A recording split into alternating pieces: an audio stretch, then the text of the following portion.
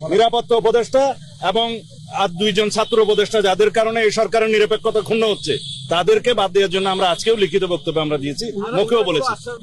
সেই আশ্বাস ওনারা দেখবেন, আমরা আমাদের বক্তব্য দিয়েছি।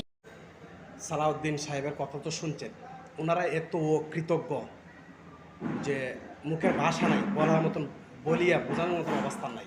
দেখেন ওই সালাউদ্দিন সাহেব, আপনি 9টা বৎসর ভারতের কারাগারে ছিলেন, আপনি যে দেশে ফিরে আসবেন এর কোনো নিশ্চয়তা ছিল না। আপনি কার জন্য আসছেন এই কথাটা আপনারা ভুলে গেছেন এত সহজেই। আপনি তো ওই যে উপদেষ্টা দুইজন আছে, যে উপদেষ্টার পদত্যাগ আপনি দাবি করছেন, ওই দুইজন উপদেষ্টা আরও যারা ছিল তাদের রক্তের বিনিময়ে এই দেশটা আবার স্বাধীন হয়েছে। আর তাদের রক্তের বিনিময়ে আপনি ভারতের কারাগার থেকে ফিরে আসছেন। আর এখন আপনি এত সহজেই ভুলে গেছেন।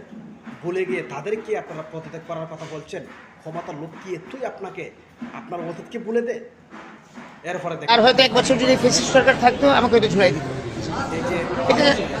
আর হয়তো 1 বছর যদি ফ্যাসিস্ট সরকার থাকতো আমাকে হয়তো ঝুলাই দিত। বাস্তব ওই বাবর সাহেব, ওই সালাউদ্দিন সাহেব, মির্জা ফখরুল, আরও হাজার হাজার নেতাকর্মী যে জেল জুলুম থেকে বাঁচার একটা মাত্র কারণ এই জুলাই আগস্টের বিপ্লবী যে ছাত্র নেতারা ছিল, ওই ছাত্র নেতাদের কারণেই তারা ফিরে আসছে।